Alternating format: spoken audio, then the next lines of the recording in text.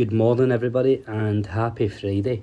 My name's Colin, and I'm here to give you the Gallant Views daily news for Friday, the 27th of January, 2023. It's been a busy old week with the podcast. There's been a few shows. Obviously, we had a live stream last night. That's now available on YouTube and where any audio platforms you get your podcast. We had the first ever Premier League show, which is really fun to do.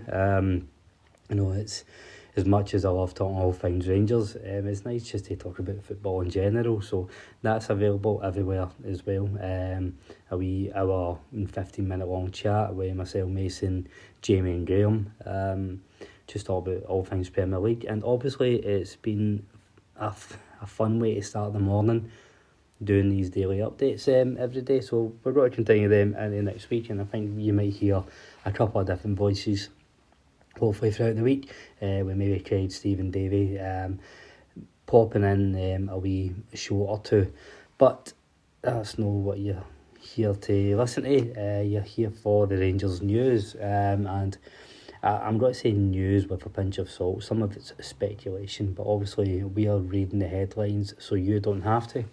So, first headline I'll come to, quite a few papers have, and different websites have reported that Brendan Rodgers wants to bring Ryan Kent to Leicester City. Obviously we know Ryan Kent his contract's due to expire at the end of this season. Brendan Rodgers, he's looking to bring in a bit more of a bit more attacking options. Add a bit of flair to Leicester at the moment. They've apparently had an inquiry rejected for Jack Harrison of Leeds United, Nicolas Gonzalez from Fiorentina, and they were keeping an eye on Leon Tete, but he's on loan from Shakhtar Donetsk, and that's looking very unlikely. So he's turned his eyes north to Scotland. It's kind of similar to Alfredo Morelos, where I know there are long-term admirers of Ryan Kent down south, but given the season he has had, I don't know how likely it is that maybe teams at the bottom end of the Premiership are looking at him right now. But having said that, form is temporary, class is permanent, and we know Ryan Kent, on his day, he is unplayable. So the fact that there's so many papers and websites run with this, I'm not too sure. What I would say is Ryan Kent looks so happy under Michael Beale in the new setup. I would be surprised if he went this window. It's maybe something for the summer. So we'll wait and see in that one. In other transfer news, Nicholas Raskin. So despite all the reports throughout the week that the clubs were close to a bid for bringing Raskin from Leeds to Rangers, it sounds as if it's still the same. It stands that personal terms have been agreed with the player, and Rangers are just looking to bring him in January instead of the summer. But apparently we've had a bid rejected. We're falling short of the 1.75 million region that Standard Liège would be expecting. So it's between 1.75 2 million they'd be looking to offload him for. In Standard Liège's eyes, he's a hot talent. It's not turned out the way they wanted this season, and they want to get as much money as they can for him. From Rangers' point of view, and I know this isn't popular with the fans, £2 million for a player you're going to get for free in the summer. I can see the debate, and I know looking at a purely footballing sense, we need somebody like Raskin, or who we think Raskin will turn out to be, in the midfield. But take a step back, look at the size of the rebuild the Rangers need to do. We're about to come on to some goalkeeping speculation. We need to add strikers. There's going to be a big turnaround needed in the squad. Can this £2 million be used elsewhere? That's the argument you need to counteract with. how much more benefit we're going to have having them in just now ahead of the summer. There's pros and cons to both. I would really like us to maybe spend a bit of money and get him in just now and get settled so he's hitting the ground running next season, so to speak. And we've got a couple of cups to play for as well. Let's not forget that this season isn't a total write-off. Having said that, I do understand if there is money to be spent elsewhere, it might work out better in the long run. But let's hope that they can strike up a deal and we see them in January. Morgan Whittaker. A lot of papers are saying that Rangers are going to try again, having had a £1.5 million bid turned down. And this is all really sparked from Fabrizio Romano saying that Rangers are looking to put in another bid. So it tends to be when Romano says it, then it's very likely to happen. So again, he's not saying that Rangers are going to sign it. We're going to, go again back to the table with some sort of negotiating term. Here's hoping that both these players we can get over the line before Tuesday. It would be ideal. Rangers, please. A bit more transfer speculation, but this one looking at a potential summer signing, and a lot of news outlets or sport websites reporting that Asmir Begovic, the goalkeeper from Everton, could be a target for Rangers this summer. So 35-year-old out of favour at Goodson Park, although that might change if you listen to the the Premier League show. We spoke at length at how mental things are at Everton right now. He's Talksport journalist Alex Cook end of last month said that he's definitely a summer transfer target for Rangers. Tam McManus, take all this with a pinch of salt, he was speaking on Ibrox News yesterday saying that it's someone who Rangers should be going for, and it is somebody in the radar. I think we all agree we need a new number one. Begovic doesn't really fill me with confidence, mainly because he is 35.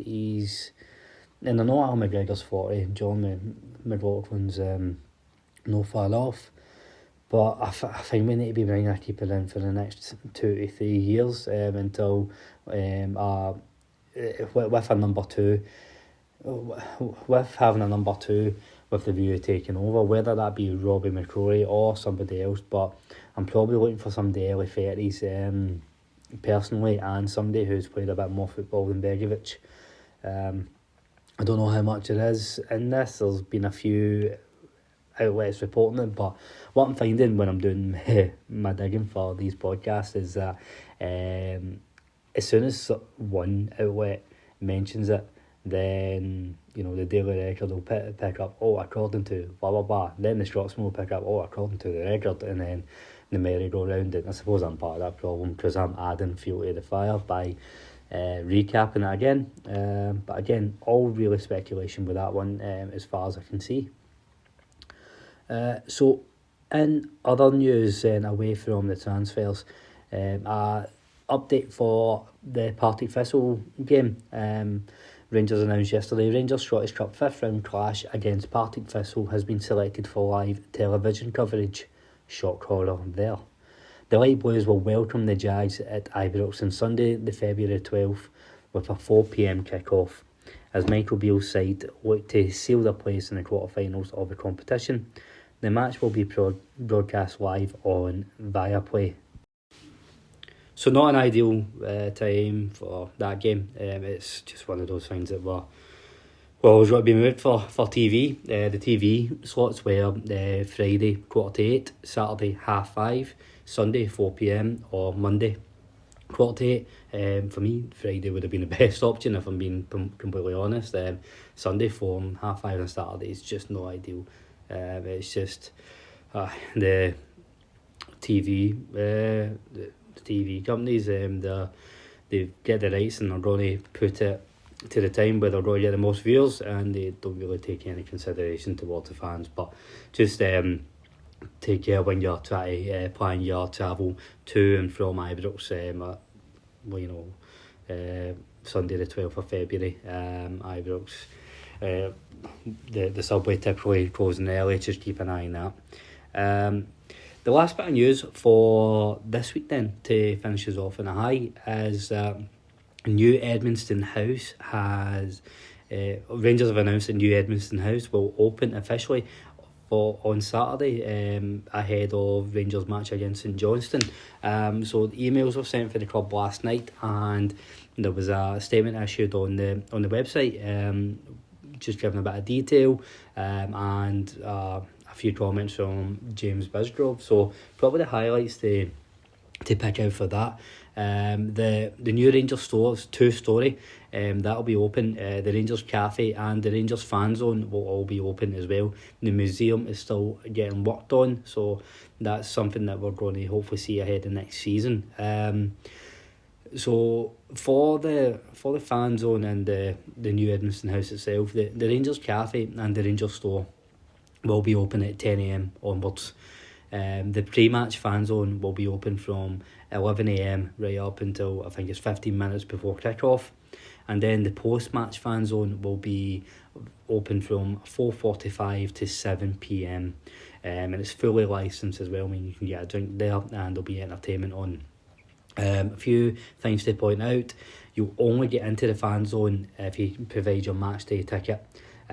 So for anybody who has to collect a ticket at the game, if they're maybe meeting a friend or getting a ticket office, make sure you do that beforehand, because you won't get in there without your ticket. And it is cashless. It's a cashless venue, so don't lift money in Argyle Street before walking along. It won't get you very far in the new Edmiston House. Cashless only. So really good. I'm really excited for this. Given the lack of updates, I really thought it was going to be well in the next season that we've seen this open. So I'm glad it's sooner rather than later. Obviously, it's a wee bit later than what we all initially hoped, but it's here now. So I'll be heading there ahead of the game on Saturday. And that's finally something for us to do in and about Ibrox, other than go to the bookies or drink. So nice wee way to finish up the week.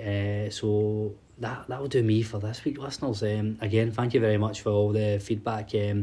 Please continue to leave your comments, whether it's good, bad, and different. I'll take them all.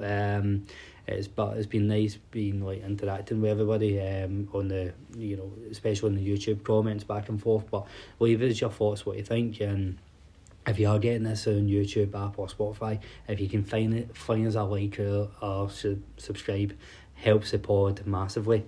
We'll be back with you for the live stream on Sunday night. That'll be the live video stream, and it'll also be available later on Sunday night on all audio platforms.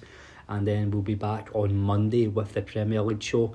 We're going to try that Mondays going forward. Every week, just the best day with the pod scheduling, and for more importantly for all of us to get together and record. And then myself or one of the podders will be back with you Monday morning, hopefully talking about 3 points against St Johnstone and a nice new Rangers signing. Until then, have a great weekend, everybody. Take care.